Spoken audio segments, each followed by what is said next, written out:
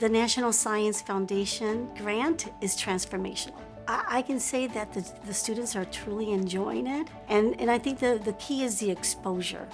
And I think that if we can expose our students to what the reality of the job is, the better we are making sure that our students are truly ready for the workforce. Today I learned a lot about Amazon Web Services specifically and what they provide to the community, which encapsulates a lot of what I learned in my program prior to today's workshop. Very informative. There's a lot of information and it really does go in depth too, and I really like that.